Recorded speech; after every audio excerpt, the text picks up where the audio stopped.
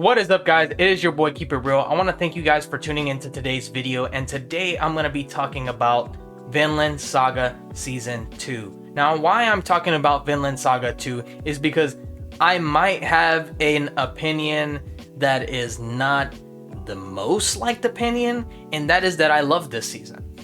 I love the farmland arc, and although it's completely different than season 1, I loved every minute of it for a different reason. It's okay to like things for a different reason than why you liked it originally. Let's say you have a partner. You can like them at first because of their appearance or because they're kind of funny, but later on you might like them because they stick around, or same thing with the console, man.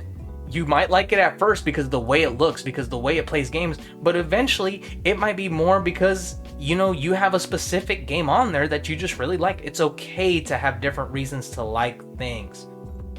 So Vinland Saga, to me, just did a fantastic job developing the main character Thorfinn. I'm not going to talk about any spoilers except one scene later on, and I'll warn you. So here it comes. And one scene in Vinland Saga that really stood out to me was near the end. Not to say that there weren't any in the beginning, but it was near the end. Thorfinn is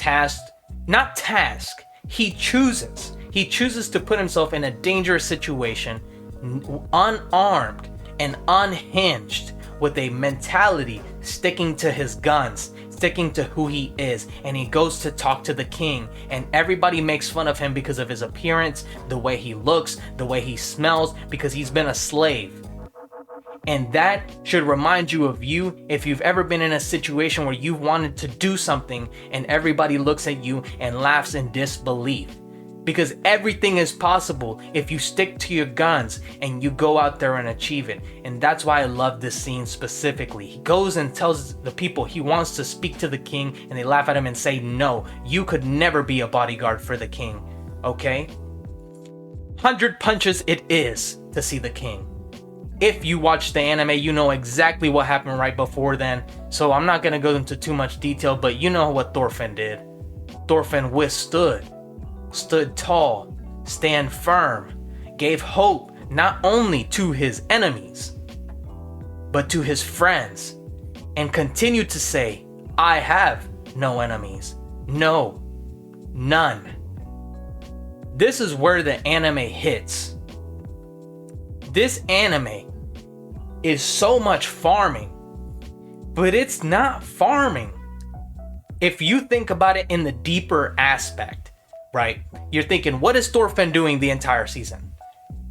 He's tilling the ground, chopping down trees, doing plenty of different things to get his freedom. If you take it for face value, then that's all he's doing. If you take it for what it truly means, then you know it can be applied to anything in this world. You need to till. You reap what you sow. This is why this anime stood out to me this season. Yes, I love Demon Slayer. Yes, I loved Heavenly Delusion. Yes, I like Hell's Paradise. Don't get me wrong. I don't think that those animes are any less than this, but this one by far just hit me like a home run. And some people are just not. And it's okay. Some people didn't feel that way, and that's okay.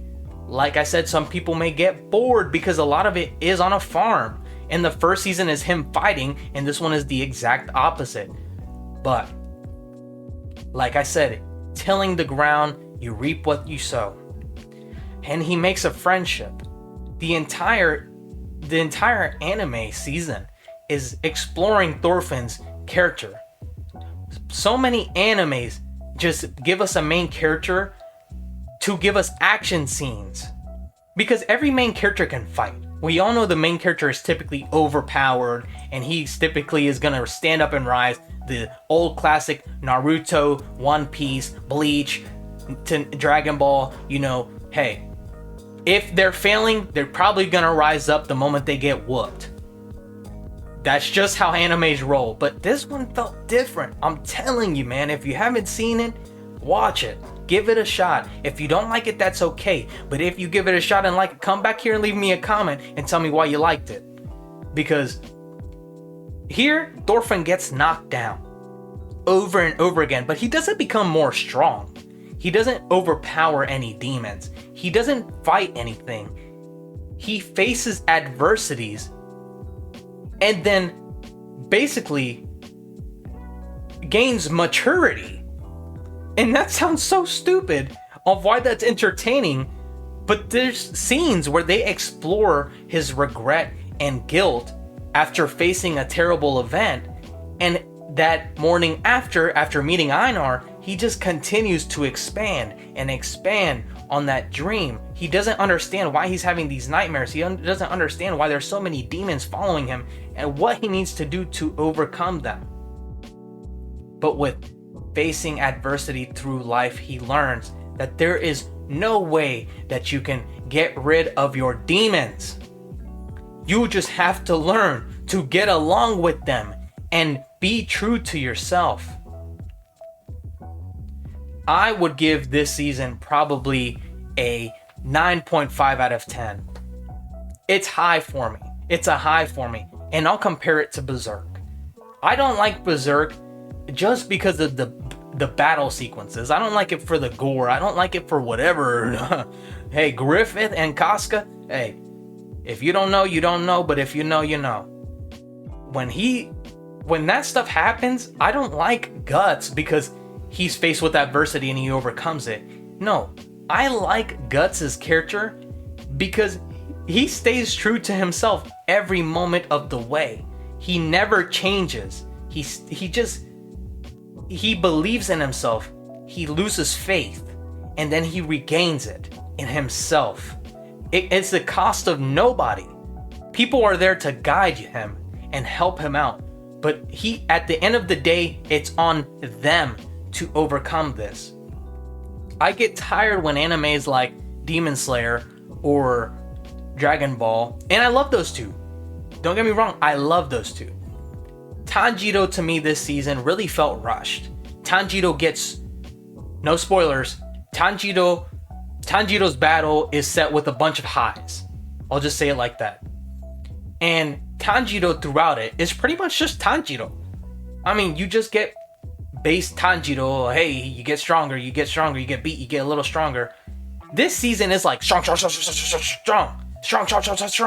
Like at no moment in the anime did he feel weak. Maybe in the beginning for a little bit, but boy, from that halfway point to the end, Tanjiro isn't lacking at all. I mean, he's keeping up with high class demons. We're talking about upper 4 and 5 if I'm not mistaken. So I just want to tell you, give it a try. I know there's a lot of speculation on how much there is talking in farmland, but just remember, when you watch this, keep an open mind. And not only relate it to Thorfinn's past, but relate it to your current. Relate it to your timeline. Relate it to your friends' timelines. Talk about it with somebody. Talk about it with me in the comments. Just talk about what happens to Thorfinn in a deeper way than just he's tilling dirt. Just think about it, man. It opened my eyes to a lot of faults that I have and things that I have to work through. And I can only hope that this character development continues and it shows that these things are wanted in these type of communities. If you didn't like the anime, please leave me down in the comments below why you didn't like it. Hey, it's okay not to like something that people like. That is life. Shoot, you may love One Piece, but you know people don't love it, man. That's just how the ball rolls. Thank you guys for tuning in. Keep your eyes open. Have no enemies. Keep it real. Out.